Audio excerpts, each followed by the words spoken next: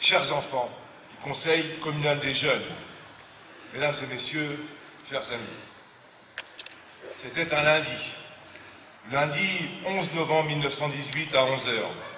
À cet instant, dans les églises de France, les cloches sonnaient à pleine volée. À cet instant, dans les tranchées, les clairons s'empressaient de sonner le cessez-le-feu, tandis que la Marseillaise retentissait du fond des poumons des poilus. Ces derniers, épuisés par 4 années d'une guerre sans nom, assistaient à l'acte final d'un cataclysme de portée mondiale, gravé dans l'histoire de l'humanité. Sur 8 millions de mobilisés entre 1914 et 1918, plus de 2 millions de jeunes hommes ne revirent jamais le clocher de leur village natal et plus de 4 millions subirent de graves blessures. Ils avaient 17, 20 ou 25 ans pour la plupart. Ils étaient palefreniers, boulangers, colporteurs, cadres, artisans, ouvriers ou paysans et devinrent soudainement artilleurs, fantassins ou encore brancardiers. Plus d'un siècle plus tard, à travers tout le pays, et particulièrement dans le territoire du nord de la France, qui ont payé un lourd tribut durant ces 4 années de conflit, la Grande Guerre continue de marquer les esprits. Si la mémoire vivante avec la mort de Lazare Conticelli s'est éteinte en même temps que le dernier combattant de cette guerre, il y a maintenant 13 ans, il nous reste aujourd'hui la mémoire historique. Une mémoire que nous devons entretenir et transmettre. Elle est symbolisée bien sûr par l'hommage aux soldats inconnus dont la flamme est constamment ravivée à Paris et ici symboliquement, personnifiant nos soldats disparus, prêts au sacrifice pour la nation. Elle est également à Soissons, comme dans toutes les villes et villages de France, par notre monument aux morts qui affiche la terrible contribution apportée par la jeunesse de notre pays à cet incroyable fléau. Mais aussi et surtout, nous continuons à nous réunir à l'occasion des cérémonies commémoratives avec la présence fidèle des associations patriotiques et porte-drapeaux que je tiens à remercier solennellement et chaleureusement. Nous réaffirmons ainsi avec force les valeurs de tolérance et de respect mutuel entre les nations et les peuples. Nous vivons des moments privilégiés où s'incarne un message de paix, de fraternité et de transmission. Que les combats de nos anciens nous servent de leçon. Encore aujourd'hui, ils doivent nous permettre d'être très vigilants et de nous montrer intraitables face aux dérives de l'être humain que sont le racisme, la xénophobie, le repli communautaire ou le fanatisme. Les témoins directs ou indirects que nous sommes connaissons les connaissances tragiques de ces comportements. Grâce à cette transmission, à cette mémoire historique et à nos glorieux aînés, nous ne pourrons jamais dire « nous ne savions pas ».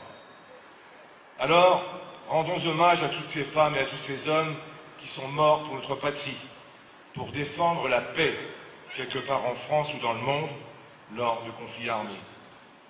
À cet instant, je ne peux m'empêcher de vous lire un court extrait d'une lettre d'un poilu, Eugène Pozzevara, écrite à ses parents, le 13 novembre 1918.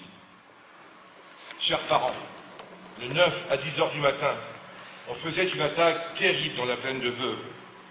Nous y laissons 3/4 de la compagnie et il nous est impossible de nous replier sur nos lignes. Nous restons dans l'eau 36 heures sans pouvoir lever la tête. Dans la nuit du 10, nous reculons à 1 kilomètre de Dieppe.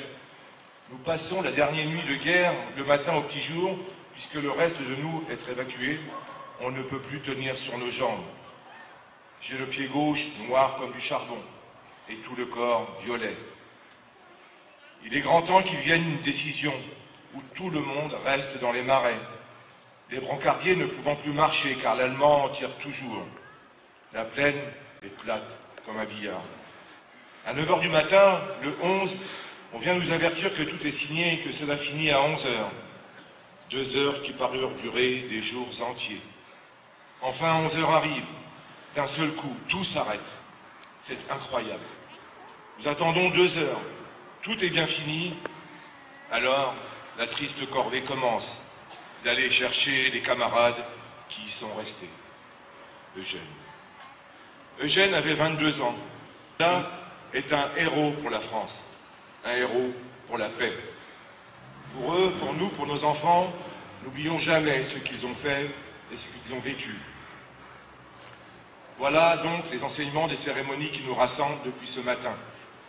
La présence d'enfants et de jeunes est à ce titre tout à fait symbolique et importante.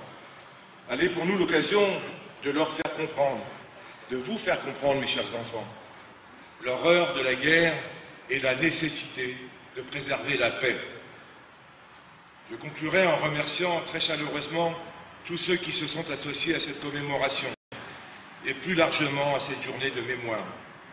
Les services municipaux, bien sûr, pour leur travail toujours exemplaire et plus globalement pour leur implication dans tous les événements organisés ou soutenus par la ville. Les enfants et les enseignants des écoles soissonnaises et du centre éducatif de l'Accordé. Les membres nouvellement élus du Conseil communal des jeunes. Les jeunes sapeurs-pompiers et de la protection civile. Les rameurs de la société nautique et les coureurs du CRAX. Les membres de l'association Éperon 132. Notre harmonie municipale.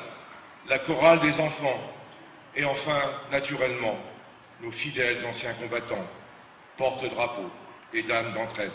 Merci à tous pour votre présence ce matin. Vive Soissons, vive la paix, vive la République et vive la France.